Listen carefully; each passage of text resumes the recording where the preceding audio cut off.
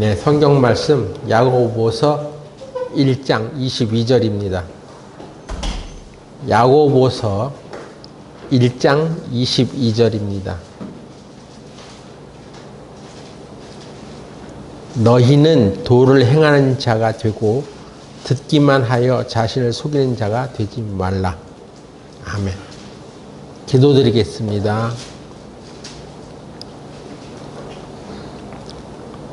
전능하신 하나님 아버지, 오늘 이 주일 아침에 주님께서 우리를 이 자리로 불러주시고 또 우리로 하여금 하나님의 말씀을 듣고자 하는 마음으로 이 자리에 모이게 하여 주신 것을 감사합니다.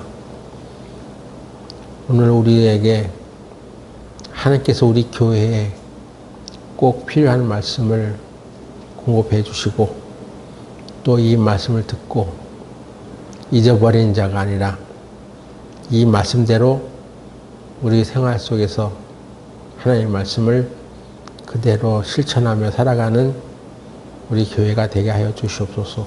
예수님의 이름으로 기도드렸습니다. 아멘. 살아있는 믿음은 무엇인가? 여러분, 세상을 이긴다는 말을 들었을 때 무엇이 떠오릅니까? 세상을 이긴다.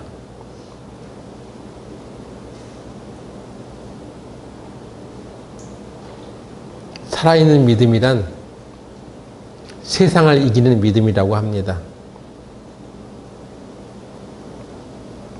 세상을 이긴다는 말은 남들보다 더 높은 자리에 올라가고 더 많은 것을 소유하는 것이 아니라 성경이 말하는 세상을 이기는 믿음은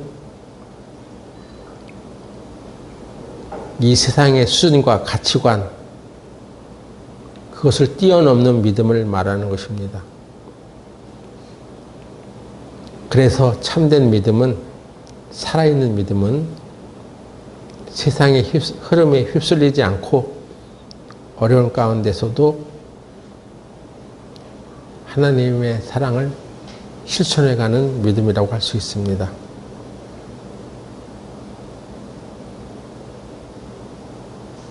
야고보서는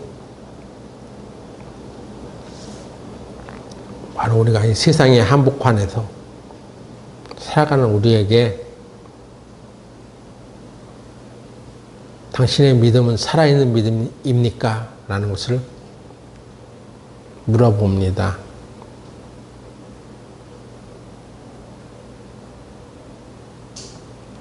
당신의 믿음은 말에 머물러 있습니까? 아니면 생활 속에서 증명되고 있습니까?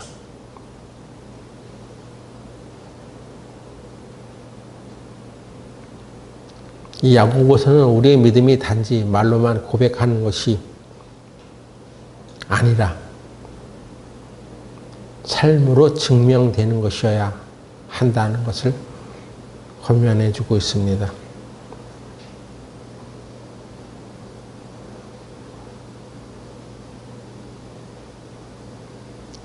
이 세상에는 크게 두 부류의 사람이 있습니다. 예수를 믿는 사람과 예수 믿지 않는 사람. 예수 믿는 사람이나 예수 안 믿는 사람이나 겉으로 보기에는 똑같습니다. 똑같이 땀 흘려 일하고 또 가정을 이루고 살아갑니다. 그러나 믿는 사람의 삶의 방식은 다릅니다. 무엇이 다른가? 자기 삶의 중심이 다르고 가치가 다르고 살아가는 이유가 다르다는 것입니다. 왜냐하면 예수를 믿는다는 것은 우리 사람의 마음에 하나님의 말씀이 심기어져 있기 때문에 그렇습니다.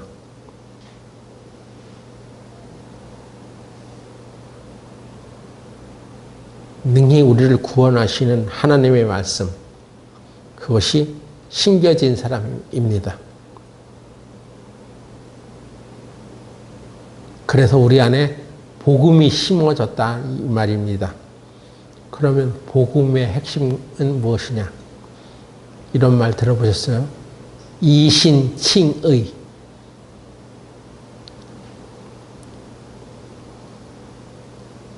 믿음으로 의롭다함을 받는다는 뜻이에요. 이신, 칭의. 예수님께서 나를 위해 십자가에 죽으시고 부활하심으로 내가 오직 믿음으로 말미암아 하나님으로부터 의롭다 하심을 받게 되었다는 것입니다. 그거를 한자 말로 이신칭의라고 하는 것입니다. 우리는 본질상 진노의 자녀였습니다. 죄로 인해 죽을 수밖에 없는 존재였던 거죠.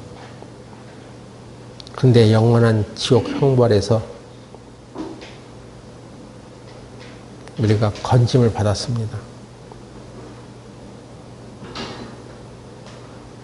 그렇게 우리의 마음속에 하나님의 복음의 말씀이 심겨진 것입니다.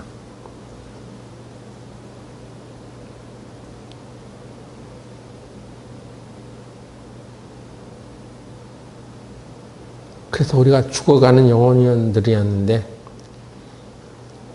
하나님의 풍성하신 긍휼에 의해서 하나님께서 우리를 불쌍히 여겨주셨기 때문에 우리가 생명을 얻은 것입니다.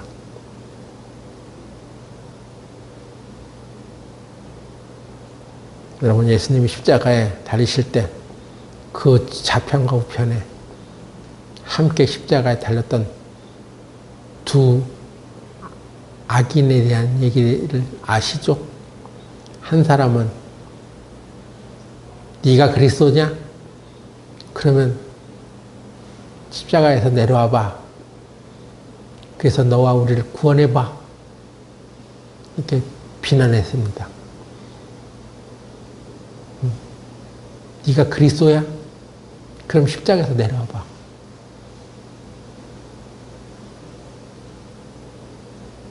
하지만 다른 한편 강도는 이 사람아, 자네와 나는 죄가 있어서 십자가에 달리지만 이분은 죄가 없으신 분이야 하면서 예수님에게 주여, 당신의 나라가 임할 때 나를 기억하소서 이렇게 말했습니다. 그랬더니 예수님께서 그 사람에게 답을 해줬어요. 말을 해줬어요. 오늘 밤 네가 나와 함께 낙원에 있으리라. 그런 말을 실제로 그 사람에게 해준 것입니다.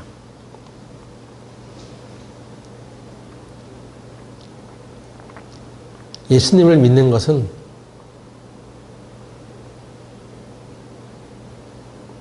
예수님의 말씀을 겸손함으로 받아들이는 사람입니다. 이 강도는 교회를 다닌 적이 없습니다. 다닐 시간이 없었어. 봉사해 본 적도 없어. 헌금해 본 적도 없어. 그래서 하늘나라에 갔을 때, 아, 당신이 여기 왜 왔지? 어떻게 왔습니까? 그러면 물어보는 것은 네가 세상에 있을 때 얼마나 교회 다녔어? 무슨 직분을 맡았어? 무슨 일을 많이 했어? 얼마나 헌금했어? 이걸 물어보는 것이 아닙니다. 이 강도도 천국에 가서 저요? 모르겠는데요? 저는 교회 다닌 적도 없습니다. 헌금한 적도 없어요. 봉사한 적도 없습니다. 그럼 왜 왔어? 그럼 아, 예수님이 나를 낙원으로 데려가시겠다고 그랬어요. 그래서 난 그 말씀을 믿고 왔습니다. 그것뿐이 없는 것이요.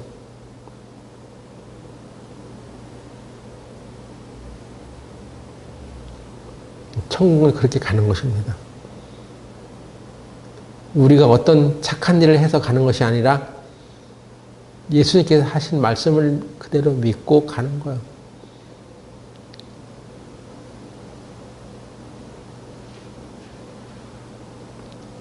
이렇게 예수를 믿는다는 것은 예수님이 해주신 생명의 말씀을 겸손함으로 받아들이는 것입니다. 말씀의 씨앗이 그 마음에 심겨졌다는 것입니다. 씨앗이 땅에 떨어지면 반드시 그 씨앗에 열매가 맺어지는 것처럼 하나님의 말씀에 씨앗이 떨어진 사람은 반드시 그 씨앗이 열매를 맺습니다. 그래서 살아있는 믿음을 가진 사람은 열매가 맺어지는 사람이다 이것입니다.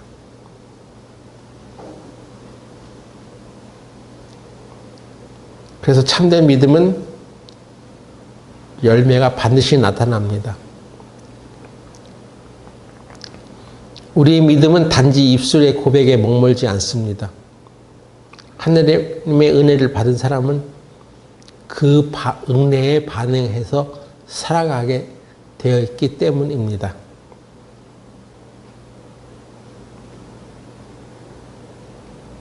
그래서 믿음은 행함으로 나타나고 그 행함을 통해 온전해지는 것입니다. 그런데 안타까운 것이 있습니다.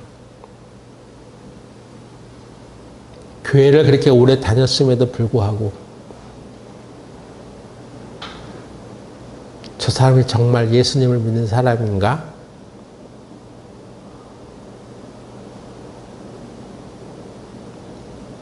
그것이 확신이 안 서는 사람들이 있다는 것입니다.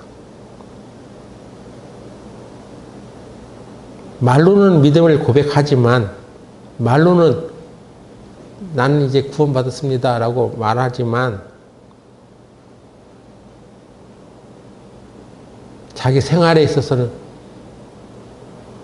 그 복음이 드러나지 않는 사람들도 많이 있습니다.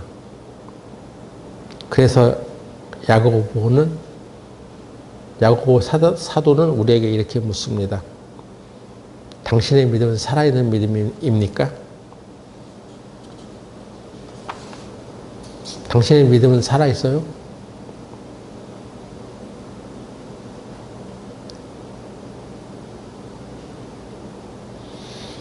참된 믿음은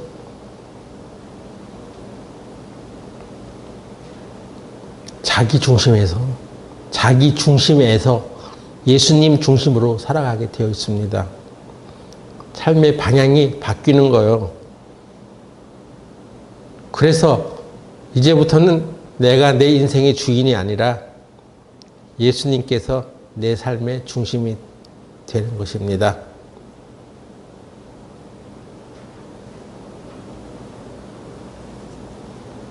예수님이 내 삶의 중심이 된다면, 참된 믿음을 가졌다면, 살아있는 믿음을 가졌다면 그 사람에게서 긍휼이 나타난다는 것입니다.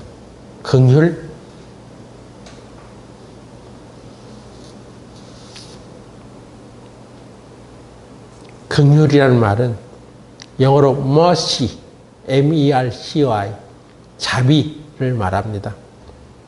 누군가를 불쌍히 여기는 마음을 갖는 것.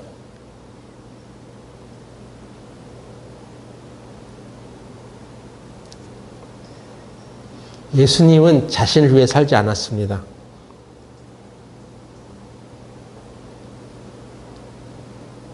예수님이 하나님의 뜻을 이루기 위해서 이 땅에 오셨을 때 마귀는 예수님을 시험했습니다. 그 시험한 내용의 첫 번째가 무엇입니까?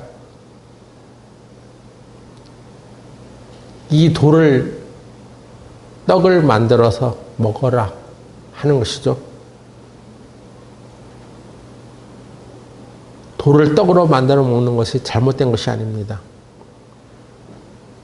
예수님은 얼마든지 그렇게 하실 능력이 있어요.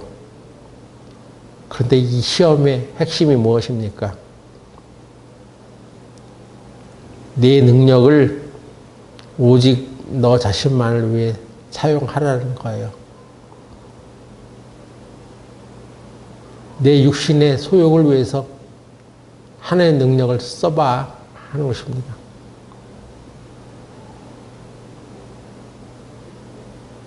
여러분들에게는 하나님께서 주신 능력이 있습니다. 각자가 다르지만 하나님께서 주신 은사와 능력이 있어요. 그 능력을 사용하는 것은 문제가 되지 않습니다. 그럼 문제는 무엇입니까? 그 능력을 나 자신만을 위해서 써가는 것이죠. 하나님과 그 이웃을 위해서는 쓰지 아니하고 자기 자신만을 위해서 써가는 것에 문제가 있습니다. 참된 믿음은 하나님과 이웃을 향해서 나의 믿음이 흘러나가야 되는 것이죠. 그 중심에는 긍휼이 담겨 있는 것입니다. 남을 불쌍하게 여기는 마음이 없는 사람은요, 그리스도인으로서 살아가기 어렵습니다. 그 행함의 중심에는 긍휼이라는 것이 있습니다. 하나님께서도 우리를 긍휼히 여기셨기 때문에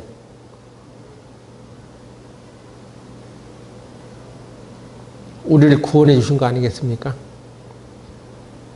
하나님의 긍휼이 없으면, 하나님이 성품 중에 긍휼이라는 것이 없었다면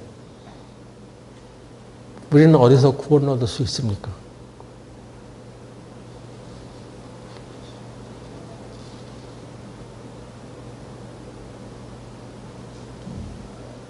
그 하나님의 성품이 우리에게 들어왔다고 하잖아요.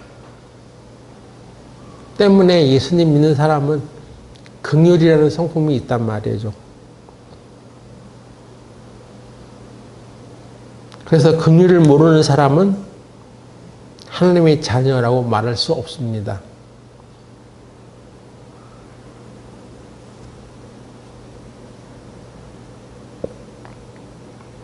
야고보서 2장 13절 보세요.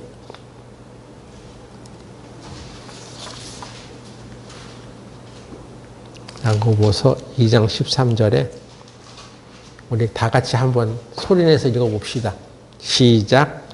긍휼을 행하지 아니하는 자에게는 긍휼 없는 심판이 있으리라. 긍휼은 심판을 이기고 자랑하니라. 여러분, 긍휼을 행하지 않은 사람은 긍휼 없는 심판을 받는다고 되어 있죠. 여러분이 남을 불쌍히 여기고 이웃을 불쌍히 여기고 대하지 아니하면 그 긍휼 없는 심판을 여러분도 받게 된다는 것을 말하고 있습니다.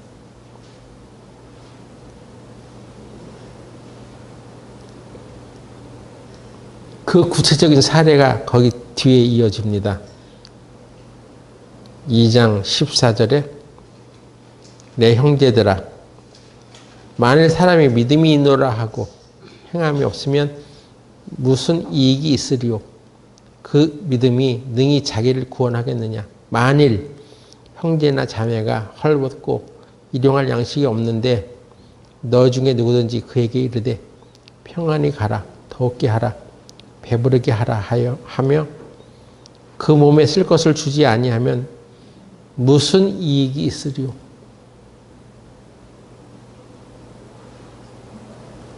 내가 만일 형제에게 대하여 긍휼을 베풀지 않고 이렇게 살아가면 너도 언젠가 이런 것을 똑같이 경험하게 될지도 몰라. 이것입니다.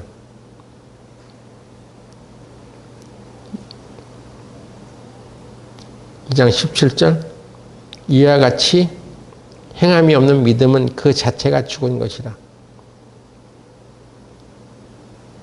행함이 없는 믿음은 죽은 것이다.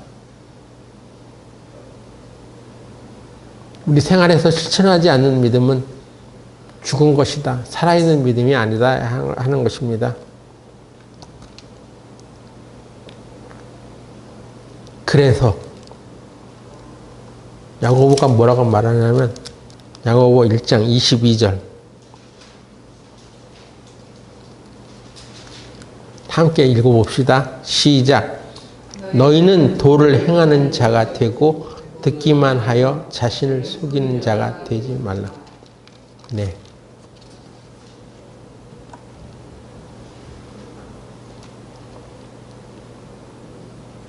행함으로 자신의 믿음이 증명되지 않으면 바른 신앙생활을 하고 있지 않고 있는 것입니다.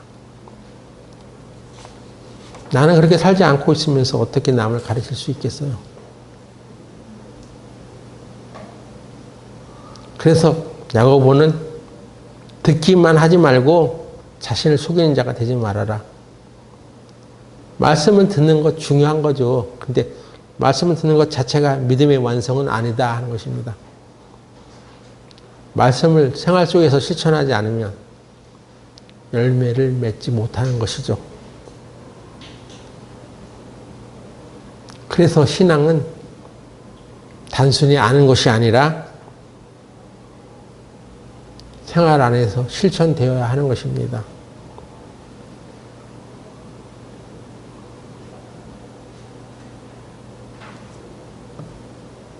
그래서 오늘 우리는 우리의 믿음을 이 야고보서 말씀을 통해 점검해 보고자 하는 것입니다.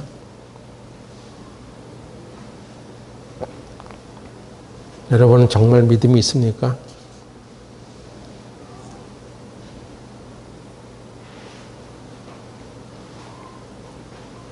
그렇죠. 구원받는 믿음이 있죠. 나는 믿어요. 이렇게 말하는데 믿음은 있어야 됩니다. 그것으로 인하여 영원한 생명을 소유해야 됩니다.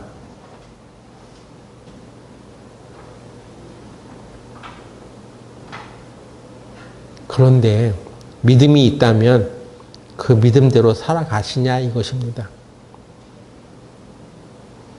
아니면 그냥 말로만 고백하는 것입니까? 참된 믿음을 가진 사람은 자신만을 위해 살지 않습니다. 기독교 역사 가운데 진정한 믿음을 가지고 있는 사람들은 한결같이 자신만을 위해 살지 않았습니다. 하나님을 사랑하고 이웃을 사랑하며 살아갔습니다.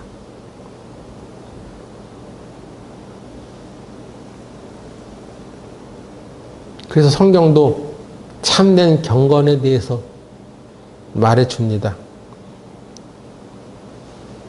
참된 경건의 속성. 야고보서 1장 26절에 뭐라고 되어 있습니까?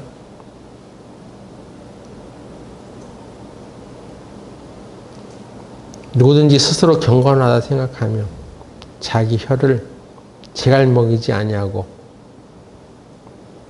자기 마음을 속이면 이 사람이 경건을 할 것이라.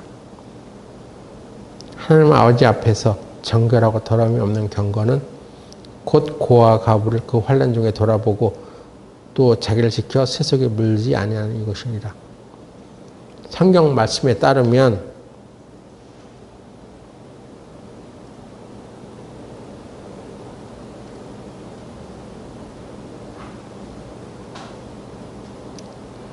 참된 경건은 바로 세 가지 속성이 있다. 첫 번째, 참된 경건은 절제된 언어를 사용한다 이것입니다. 말 함부로 하지 않는다 말이에요. 26절에 따르면 말이 절제 없이 튀어나오는 것은 거짓 경건이다 이 말입니다.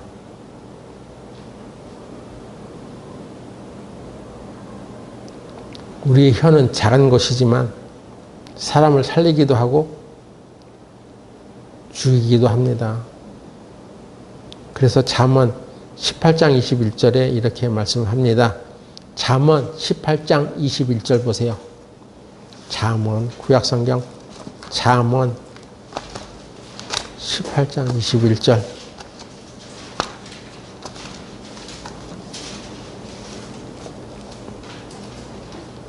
찾았습니까? 이 말씀도 함께 읽어봅시다. 시작. 죽고 사는 것이 혀의 권세를 달렸느니 혀를 쓰기 좋아하는 자는 그 열매를 먹으리라. 그 열매, 그가 뭐예요? 그라는 말이 무엇을 말합니까? 혀. 개역 개정 성경에는 죽고 사는 것이 혀의 권세에 달렸나니 혀를 쓰기는 좋아하는 자는 혀의 열매를 먹으리라. 그래서 혀를 제어하라는 것이죠. 혀를 제어라는 말은 그냥 말을 적게 하라는 말이 아닙니다. 여러분 주위에서 누가 뭘 물어보면 답변을 제대로 해야 됩니다. 누가 뭘 물어보는데도 입 딱 닫고 말을 안 하면 어떤 평가를 받습니까? 그건 버릇없는 사람입니다. 특히 나보다 더 나이 많은 사람이 뭘 물어봤을 때 대답 안 하고 가만히 있는 것은 그건 겸손이 아니에요. 버릇없는 태도입니다. 혀를 제어라는 말은 말을 적게 하라는 얘기가 아니라 너의 감정대로 함부로 말하지 마 하는 것입니다. 상대방에게 상처를 주는 말, 비방하는 말, 쓸데없는 말을 하지 말라는 것입니다.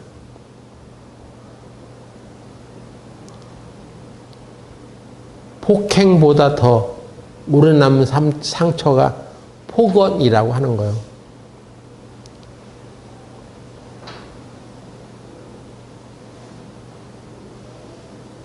우리가 왜 말을 함부로 하겠습니까? 그것은 상대방을 존중하지 않기 때문입니다. 말은 그 사람의 인격이고 성품입니다. 상대방을 존중하는 마음이 없을 때 말을 함부로 하게 되어 있죠.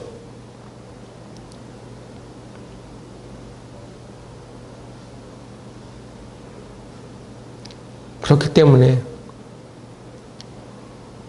너희들은 마음에 하나님의 말씀을 심으라 이것입니다.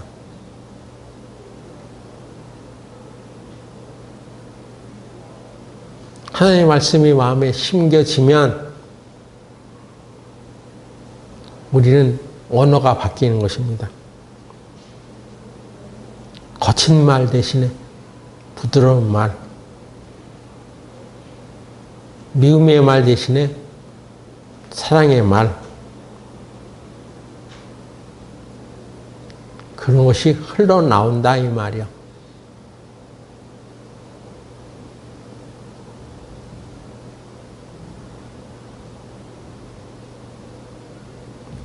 내 감정대로 말하는 사람은 남을 살리는 말을 하지 못하죠.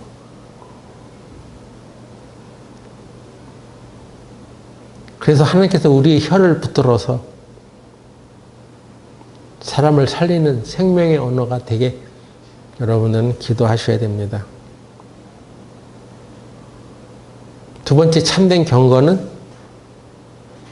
도움이 필요한 자를 돌아보라 하는 것입니다. 야고보서 1장 27절에 다시 보면 야고보서 1장 27절에 하나님 아버지 앞에서 정결하고 더러움이 없는 경건은 곧 고와 과부를 그 환난 중에 돌아보고, 여기서 돌아본다는 얘기는 잊지 않고 살펴본다 이런 뜻입니다. 외면하지 않는다는 뜻입니다.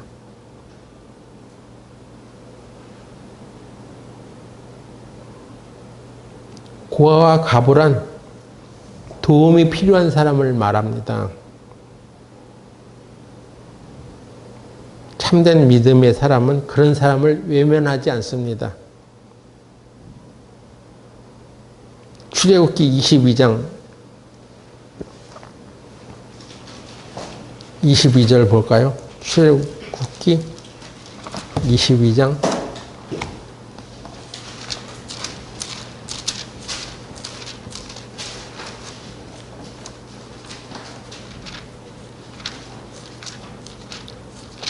22절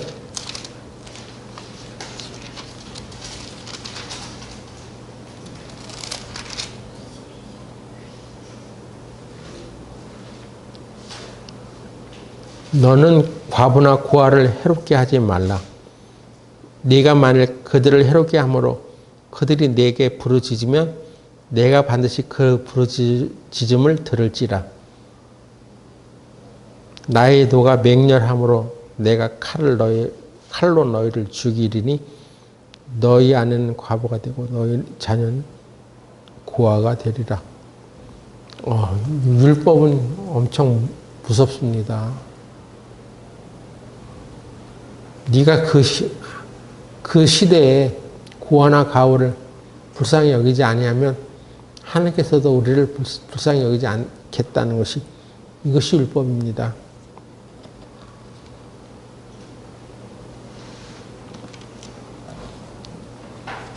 이 은혜 시대에 우리가 율법에 의해서 살아가진 않지만 은혜 시대에도 하나님께서는 너가 무슨 믿음을 갖고 있냐? 너가 하나님의 사랑을 믿는 사람이야? 그렇다면 너는 도움이 필요한 사람들을 외면하면서 살지 마라. 이걸 우리들에게 가르쳐 주잖아요.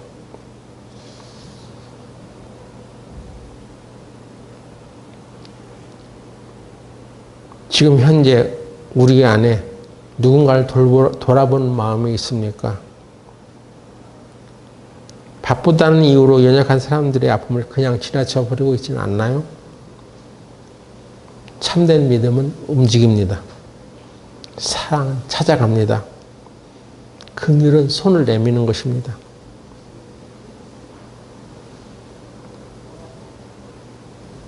우리는 믿음이 말에만 머물지 않기를 바랍니다. 그리고 세 번째, 참된 경건은 구별된 삶으로 살아가는 것입니다. 야고보서 1장 27절 다시 봅시다.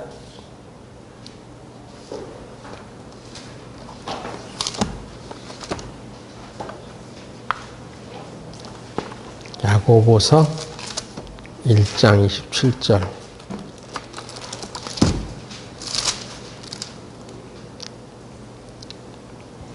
하나님 아버지 앞에서 정결하고 더러움이 없는 경건은 곧 고아 가부를 그 환난 중에 돌아보고 또 자기를 지켜 새 속에 물지 아니하는 이것이니라.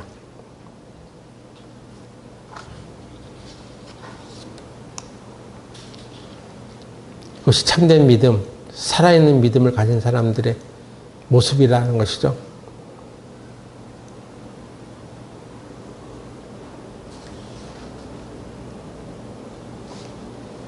자신을 지켜 세속에 물지 않는 하는 이것, 그건 세상의 풍조에 휩쓸리지 말라는 것입니다. 이 세상에 남들이 하는 것 다 따라하면서 살지 말아라 하는 것입니다.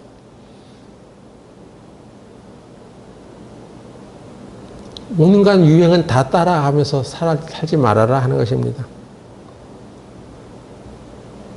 세상 사람들이 이 세상의 유행을 따라 살아가도 너무만은 그렇게 하지 마라 하는 것입니다.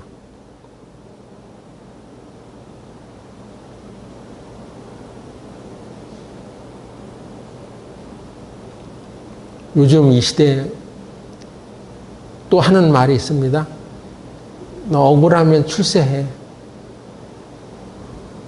다른 사람은 어떻게 되든 일단 네가 성공하고 봐야 하는 거 아니야. 네가 억울하면 출세해.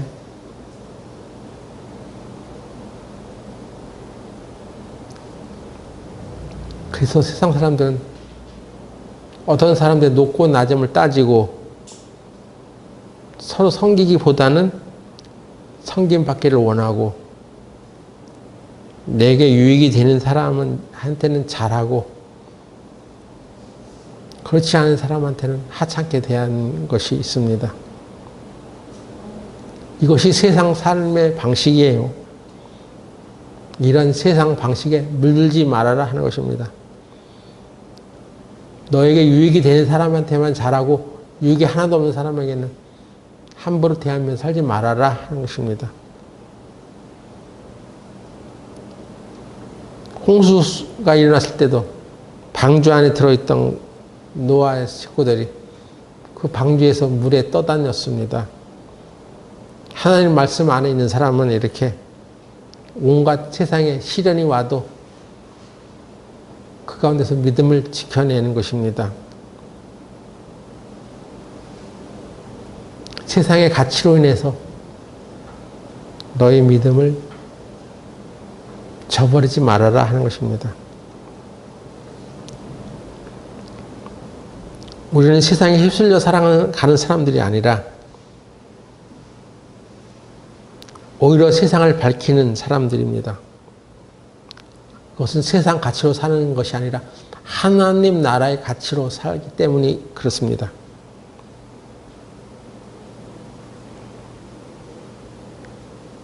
그래서 도움이 필요한 사람들을 볼 때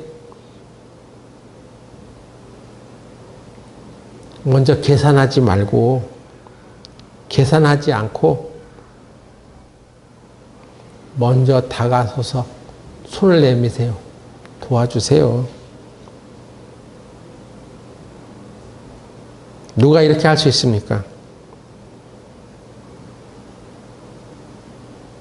누가 진심으로 하나님을 사랑하고 또 이웃을 사랑할 수 있겠습니까? 누가복음 10장 36절.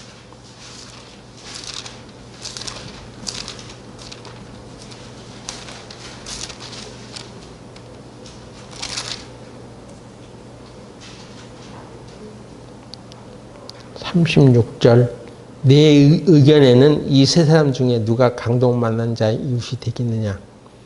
가로되 자비를 베푼 자니이다. 예수께서 이르시되 가서 너도 이와 같이 하라 하시니라. 예.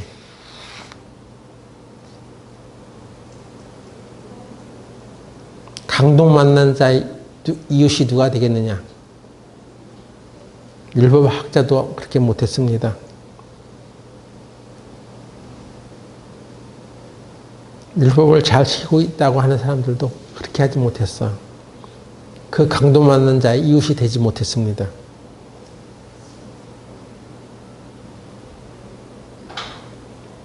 그건 저도 마찬가지예요.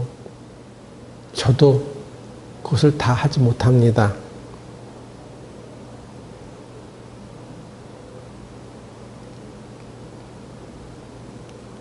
그래서 우리는 항상 우리가 하나님 말씀대로 다 잘하지 못합니다. 그러니까 나를 불쌍히 여겨주세요. 이렇게 기도해야 되겠죠?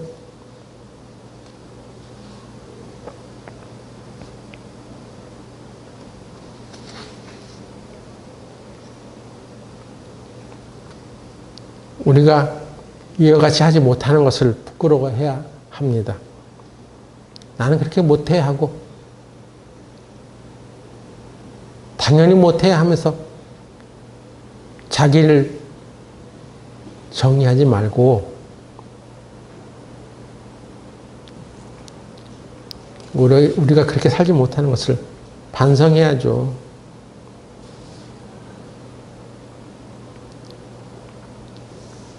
우리가 이렇게 하지 못하는 것을 반성해야지 내가 못하는 것을 어쩌라고, 응? 그래서 어쩌라고 그런 식으로 버티면 안 된단 말이에요. 예수님은 율법을 폐하러 오셨어. 우리에게 율법대로 살으라고 하는 것이 아니야. 하지만 율법을 폐하러 오셨지만 우리는 할 수 없습니다. 그것이 우리 교회의 결론이 되면 안 된다 이 말입니다. 응? 로마서 8장 2절. 이는 그리스도 예수 안에 있는 생명의 성령의 법이 죄와 사망의 법에서 너를 해방하였음이라.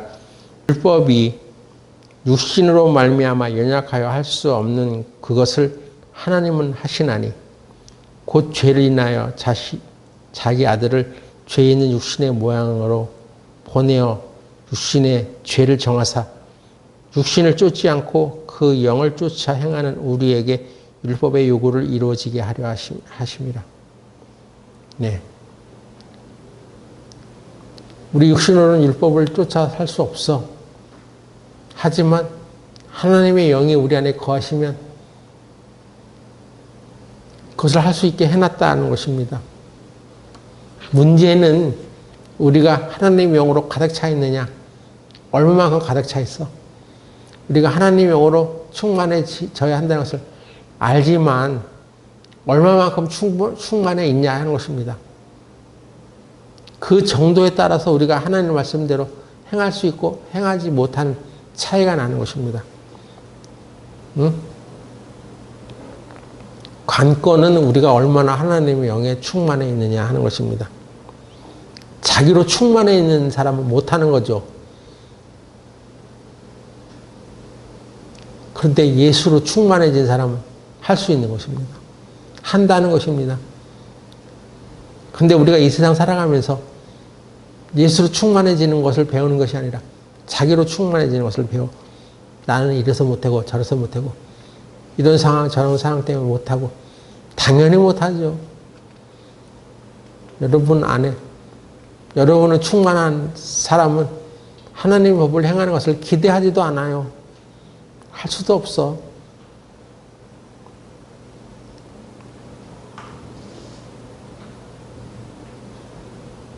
내가 하나님의 사랑을 받고 그것을 흘려보내지 않으면 못하는 것입니다. 우리의 마음이 무엇으로 가득 차 있느냐 하는 것입니다. 하루하루 자신의 스케줄과 자신의 삶의 목적으로 채워 있죠. 응? 자신의 목적을 이루는 것으로만 채워져 있어. 그래서 돌봐야 될 사람을 돌볼 여유가 없는 거예요.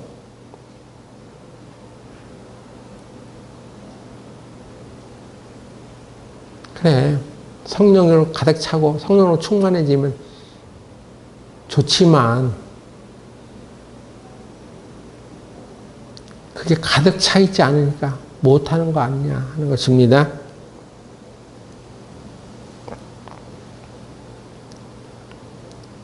그래서 세상 속에 살아가면서도 세상에 물들지 않고 세상의 수준과 가치관을 뛰어넘는 그 믿음으로 사는 것이 세상을 이기는 사람이고 이 세상에서 빛과 소금으로 살아가는 것 아니겠습니까?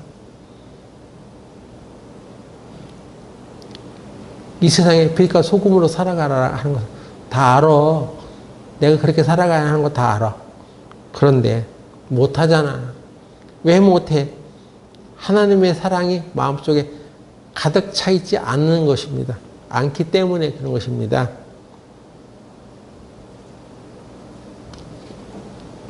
자, 하나님께서 결코 그냥 지나치지 않는 말이 있대요. 성경을 자세히 보면 하나님께서 반드시 응답하는 말이 있습니다. 우리가 어떻게 말을 하느냐에 따라서. 하나님께서 이 세 가지 말은 그냥 지나치지 않으신다는 것입니다. 첫 번째, 마태복음 14장 30절 보겠습니다. 마태복음 14장 30절.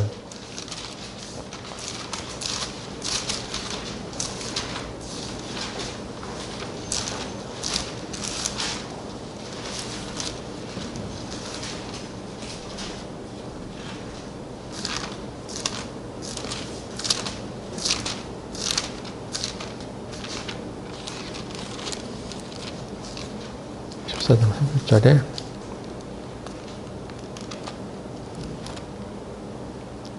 바람을 보고 무서워 빠져가는지라 소리질러 가로되 주여 나를 구원하소서. 이 얘기입니다. 첫 번째 말이. 주님, 나를 도와주세요. 이 말을. 하나님이 이 말을 들으면요. 그냥 지나치지 않는단 말이에요. 31절에 예수께서 즉시 손을 내밀어 저를 붙잡으시며 가라사대. 예수님께서 어떻게 우리를 붙들어 주십니까? 나를 도와주세요 하는 말을 하는 사람은 즉시 손을 내민다는 거죠. 즉시. 즉시 결제.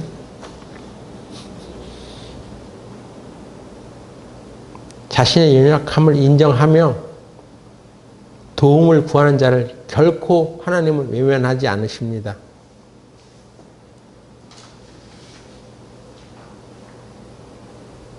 그래서 우리는 위기에 처해지면 어떻게 말할 수 있어야 하냐면 주님 나를 도와주세요. 이렇게 말해야 됩니다. 하나님은 결코 외면하지 않는단 말이에요. 즉시 손을 내밀어 우리를 건져주신다는 것입니다. 두 번째는요. 누가복음 18장 13절입니다. 누가복음 18장 13절. 세리는 멀리 서서 감히 눈을 들어 하늘을 우러러보지도 못하고 다만 가슴을 치며 가로되 하나님이여 불쌍히 여기옵소서 나는 죄인으로소이다 하였느니라. 우리가 전도 집회 때 많이 들었지만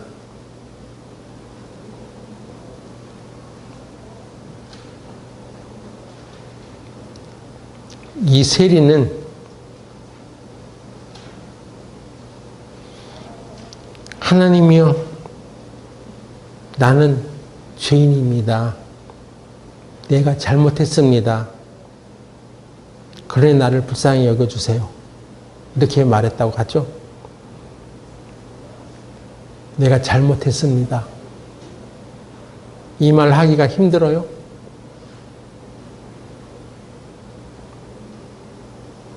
이렇게 말하는 사람을 하나님은 불쌍히 여기십니다. 14절 누가복음 18장 14절 내가 너에게 이르노니 이 사람이 저보다 의롭다 하심을 받고 집에 내려가느니라. 무릇 자기를 높이는 자는 낮아지고 자기를 낮추는 자는 높아지리라 하시니라. 교만한 사람은 하나님께 나갈 수 없지만 자신의 죄를 인정하는 사람은 하나님께 의롭다 하심을 받는 것입니다. 내가 잘못했습니다 라고 말하지 않는 사람은요. 교만한 사람들이 대부분 그렇게 인정하지 않는단 말이에요. 근데 자기를 낮추는 사람은 내가 잘못했습니다. 나를 불쌍히 여겨주세요. 이렇게 말하는 것입니다. 그때 예수님께서는 우리를 의롭다, 하나님 안에서 의롭다 하신다는 것입니다. 오히려 또 세 번째 사도행전 22장 10절을 보겠습니다. 여러분 이 말씀을 다 같이 한번 같이 소리내서 읽어봅시다. 사도행전 22장 10절 시작. 내가 가로되 주여 무엇을 하리이까? 주께서 가라사대 일어나 다메섹으로 들어가라. 정한 바 나의 모든 행할 것을 거기서 누가 이르리라 하시거늘. 네. 사도 바울이 사도로서 되기 전에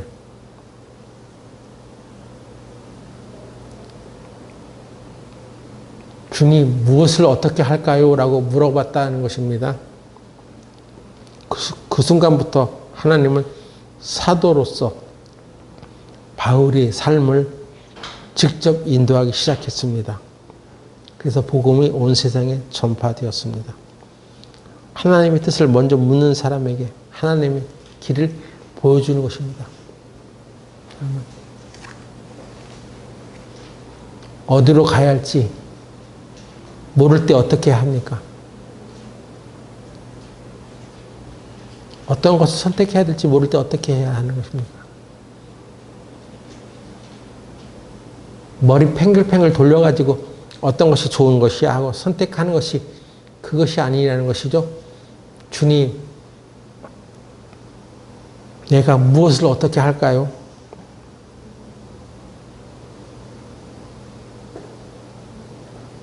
이렇게 물어본 적 있습니까? 정말 가야 할 길을 모를 때 주님, 내가 어떻게 해야 됩니까? 내가 무엇을 어떻게 해야 될까요?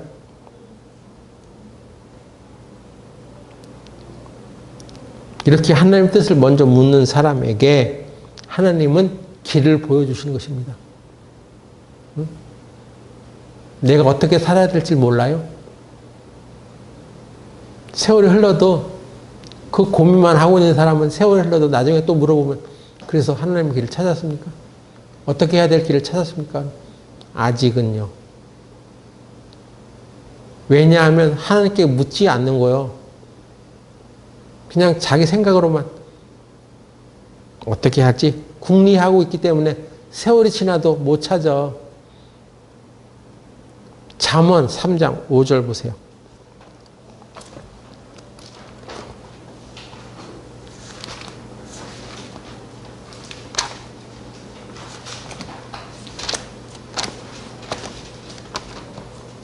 잠언 3장 5절.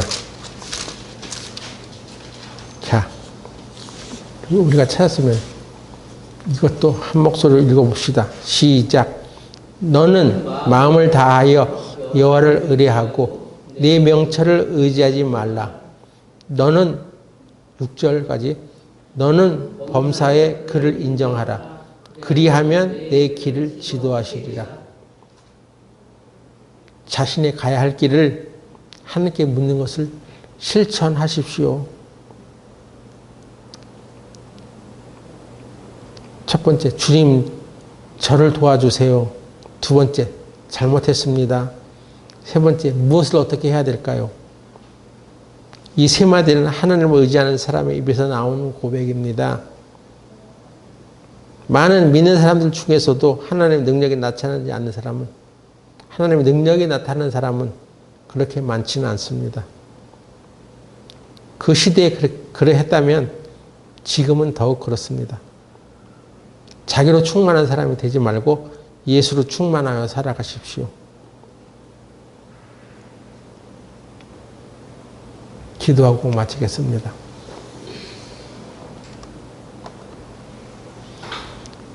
하나님, 오늘 우리는 살아있는 믿음에 대하여 살펴보았습니다. 우리가 믿음이 있다고 하지만 실제 생활에서는 그 믿음대로 살지 못하는 것은 하나님 말씀대로 우리 안에 거하는 바가 아니라 내 자신으로 충만하고 예수로 충만하지 않기 때문인 줄 압니다. 주여, 우리 교회를 돌아보시고 우리 안에 하나님의 말씀이 새겨져서 그 말씀에 입각해서 살아갈 수 있도록 우리를 격려하여 주시옵소서. 예수님의 이름으로 기도드렸습니다. 아멘.